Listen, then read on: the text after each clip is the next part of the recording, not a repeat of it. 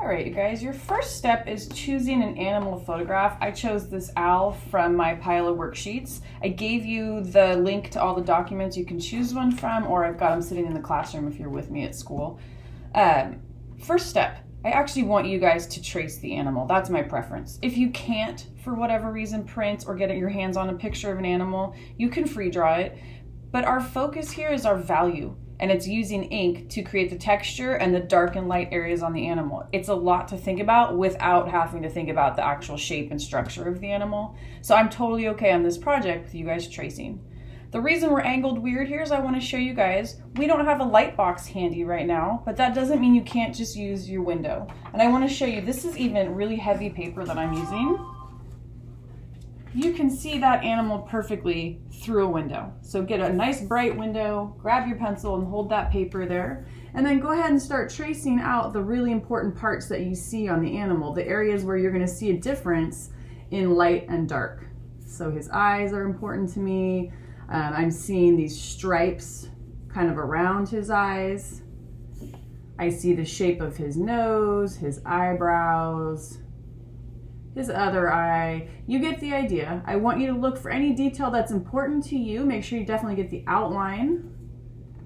And you can trim down paper, so you could draw sort of the outside edge of that picture, because you can trim off any excess paper that we don't need for the project. Okay? As I come down in here in his feathers, I'm going to start tracing around all the light areas. That will really help me when I pick up my pen in a little bit and I have to start drawing those details. Okay, don't get dizzy. I'm going to twist you around.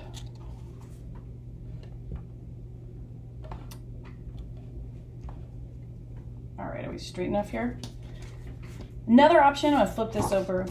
If you don't feel like doing the window, maybe you're working at night, I don't know. You can always do a graphite rubbing. So on the back side of your paper, put down a heavy layer of graphite from your pencil.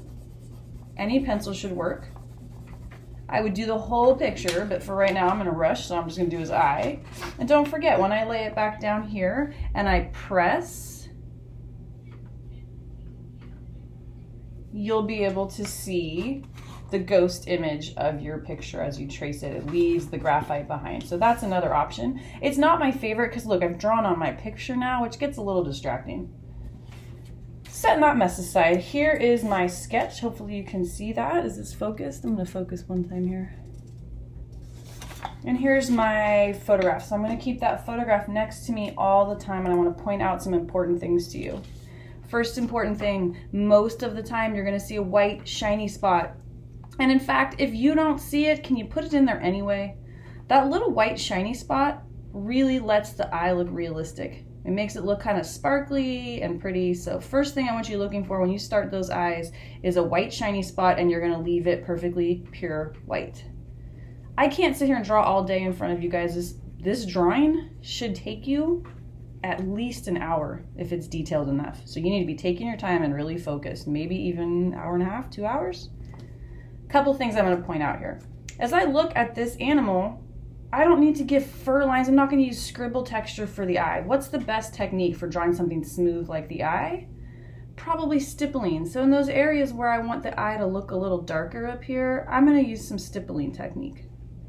As I move along here, what about the nose? Again, I would say stippling is a win. You can't really go wrong with stippling, so I could shade this in with stippling. If I see a solid black area, I'm going to go ahead and make it solid black. Don't worry about it. In areas like this, I've got that texture, and this is similar to a fur line. Using those kind of short, quick marks to give the texture and the direction that that fur or those feathers are sort of growing.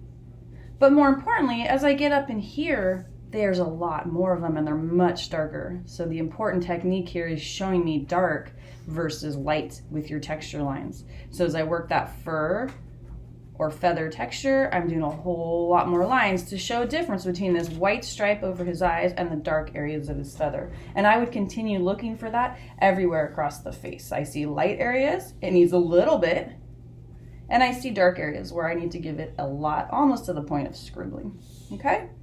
So hopefully that helps you get started on this project. If you have questions, make sure you ask me. Last little things here, background. It's up to you. If you want to go ahead and color that in black, it looks really nice, but you are welcome to just leave it. I've also had kids take watercolors, if you have them handy, and put a little watercolor back there just to sort of finish the scene. Okay, I think that's it for now. Good luck.